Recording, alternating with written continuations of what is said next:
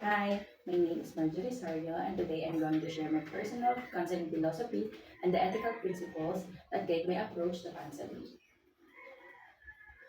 To me, counseling is a collaborative process in which a trained professional works alongside the client to explore their thoughts, feelings, and behaviors. It's a space where clients can gain insight into their experiences and develop coping strategies to navigate life's challenges. The goal is to empower individuals to create positive change, increase self-awareness, and find healthier ways of living and thinking. I believe that counseling is not just about solving problems, but about helping individuals tap into their own potential for growth. It's a partnership between the counselor and the client, with respect, trust, and empathy at the foundation. Counseling is important because it provides a safe, non-judgmental space for individuals to process their emotions and life experiences.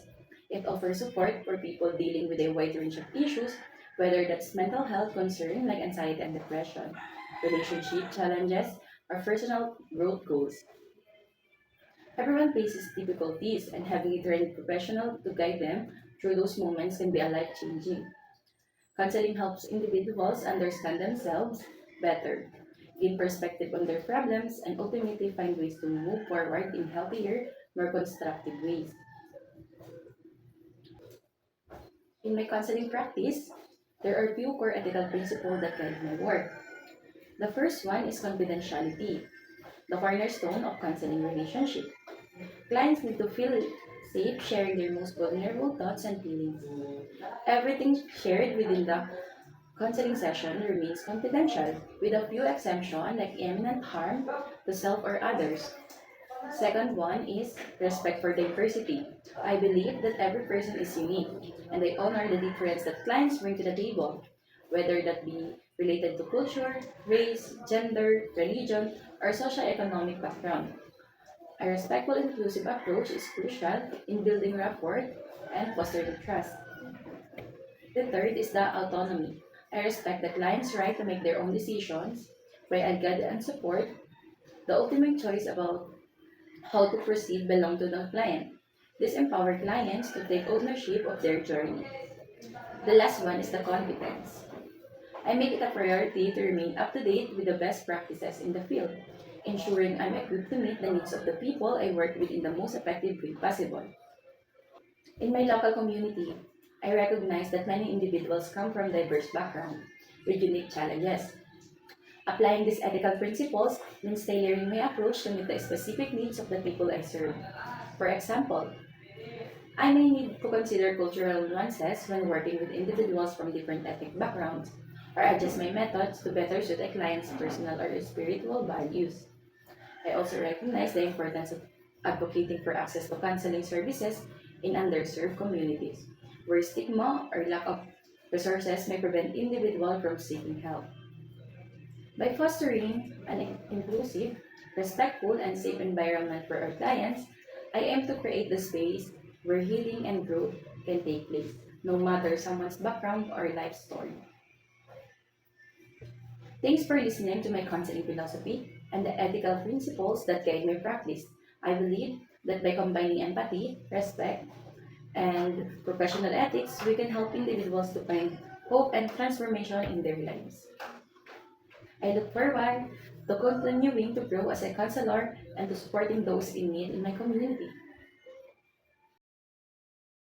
Today's case study involves a fictional client named Sarah, a 32-year-old woman who has been struggling with anxiety and feelings of inadequacy. At work, she is a marketing manager at a mid-sized company and recently got promoted to a leadership role, which has led to increased responsibilities and stress. Sarah has a history of anxiety, which began in her late teens. She has always been a perfectionist, but since her promotion, her anxiety has worsened. Particularly around work performance and managing her team, she often feels overwhelmed by deadlines, doubts her ability to succeed, and struggles with feelings of self-doubt despite receiving positive feedback from her colleagues. In addition to work-related stress, Sarah has been having difficulty balancing her personal life. She describes feeling disconnected from friends and family, saying she often isolates herself due to being emotionally drained after work. There are several key issues that I would focus on in Sarah's case. First, anxiety is a central concern. Sarah experiences chronic worry about her performance at work despite outward signs of success. Second, her perfectionism, while driving her success, is a double-edged sword. She holds herself to extremely high standards, which increases her stress and leads to burnout. Finally, Finally, Sarah's difficulty with the work-life balance and feeling of isolation indicate that her emotional and mental well-being are being compromised. Based on these issues, I would adopt an integrated approach using cognitive behavioral therapy or CBT combined with elements of mindfulness-based stress reduction or MBSR. Here's why. CBT is well suited for addressing Sarah's anxiety and perfectionistic tendencies. This approach focuses on identifying and challenging unhelpful thought patterns, such as catastrophizing or all or nothing thinking, which are common in anxiety and perfectionism. By reframing these thoughts, Sarah can reduce her anxiety and improve her self-confidence. MBSR would be helpful for managing Sarah's stress and work-life balance.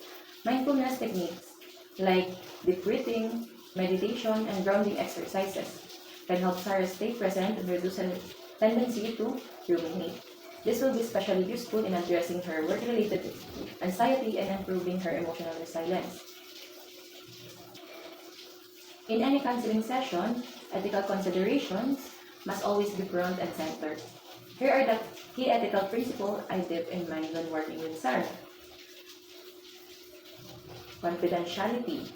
As with all clients, I would maintain strict confidentiality regarding Sarah's disclosure. This would create a safe space for her to explore her feelings and challenges without fear of judgment or exposure. Respect for autonomy. Sarah is the expert on her own life. My role as a counselor would be to empower her to make decisions that align with her values and goals.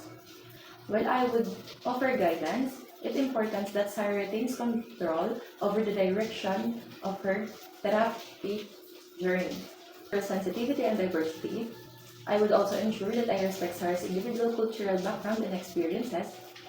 Although the case doesn't specify her cultural background, I would take time to understand how her identity might influence her experiences of stress and perfectionism, particularly in a professional setting. Competence and boundaries. Finally, I must be aware of my own professional competence and recognize when to refer Sarah to additional resources if needed. In her anxiety reaches a point where beyond my expertise, I would refer to her to a psychiatrist for further evaluation or medication if necessary. In conclusion, Sarah's case highlights the challenges of managing work-related stress, anxiety, and perfectionism, while maintaining a healthy work-life balance by using CBT and MBSR along with a strong focus on confidentiality, autonomy, and cultural sensitivity, we can help Sarah move toward greater self-awareness and emotional well-being. Ethical practice is essential in supporting clients like Sarah, and by applying this principle, we ensure the best outcome for her. Thank you for watching. I hope this case study has provided you with a clearer understanding of how to approach complex issues in counseling and how to navigate ethical consideration in a thoughtful professional manner. Hello, my name is Marjorie, and today I'm going to discuss how cultural values influence counseling practices in the Philippines and share examples of culturally sensitive approaches when working with Filipino clients.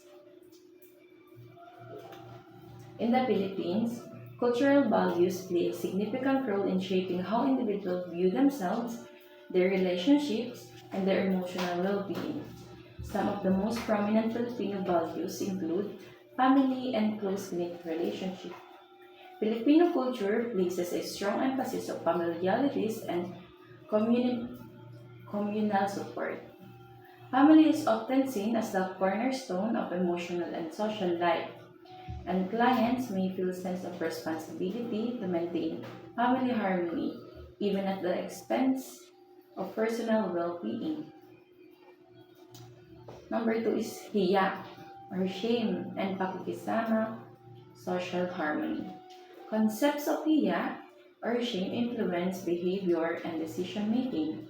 Many Filipinos avoid confrontation to preserve harmony and avoid causing embarrassment. This can affect how openly a client expresses their struggle or seek help. The next one is bayanihan. Filipino value mutual aid and cooperation within the community. This may mean that clients look to their community or religious group for support before reaching out to a counselor. The last one is religiosity. The majority of Filipinos are Roman Catholic, and religion often plays a central role in their coping mechanism. Faith and spirituality may be significant sources of strength, and clients might frame their challenges in spiritual terms. When working with Filipino clients, it's crucial to incorporate culturally sensitive practices that honor these values. Here are some examples. Given the strong familial bonds, inviting family members to participate in therapy can sometimes be beneficial. This is especially important when dealing with issues like family conflict, addiction, or mental health challenges that affect the family as a whole. Establishing a warm, respectful, and non-judgmental relationship is key. Taking time to listen and show empathy for the client's situation without rushing to provide solution helps build trust. For Filipino clients, being patient and allowing them to open up their own pace is important. Many Filipino clients turn to their faith for guidance. As a counselor, it's important to be respectful of religious beliefs and, when appropriate, incorporate spiritual practices or reference to religion in therapy. For example, some clients may find comfort in prayer, church activities, or seeking support from religious leaders.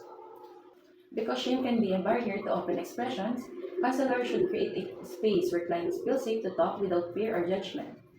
Using gentle, non-confrontational language and focusing on the positive strength of the individual can help mitigate feelings of shame. In summary, counseling in the Philippines must be culturally attuned to the strong families, religious influences, and social values that shape Filipino clients. By respecting these values and adapting counseling techniques to fit their cultural context, counselors can foster a more effective and compassionate therapeutic relationship. Thank you for watching, and I hope this insights, culturally sensitive practice in the Philippines, helps deepen your understanding of the local counseling context. Hi, I'm Marjorie, and in this video, I'll share a simple stress management plan. Whether you're a student, professional, or just facing daily challenges, managing stress is key to maintaining your mental and emotional health. Chronic stress can lead to fatigue, anxiety, sleep issues, and concentration problems. But with the right strategies, stress can be managed. Let's dive into some effective techniques. Relaxation techniques help calm the body and mind. Some effective methods include deep breathing. Inhale for 4 seconds, hold for 4, exhale for 6. Number 2 is progressive muscle relaxation. Tense and release muscle to reduce tension. Number 3 is mindfulness meditation. Focus on the present to calm anxious thoughts. Let's try deep breathing together. Breathe in 4, hold for 4, exhale for 6. Okay.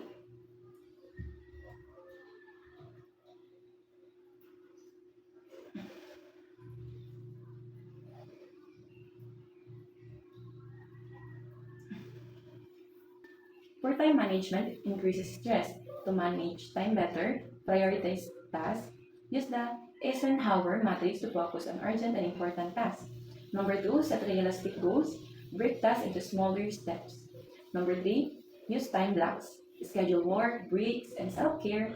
Here's a weekly planner example to help recognize your time. Healthy coping mechanisms can help during stressful times. Try to exercise because physical activity reduces tension. Journaling, writing helps clear your mind. Social support, talk to someone you trust. And last one, hobbies. Engage in relaxing activities you enjoy. Now, let's create your stress management plan. Number one, identify stressors. What's causing you stress? Number two, choose strategies. Pick a few techniques to start with. Number three, practice regularly. The more you practice, the better you manage stress. The last one, number four, review and adjust. Adjust strategies over time as needed. By incorporating relaxation, time management, and healthy coping mechanism, you can reduce stress and improve your well-being. Stress management is an ongoing practice, so keep going. Thanks for watching and take care. Don't forget to breathe.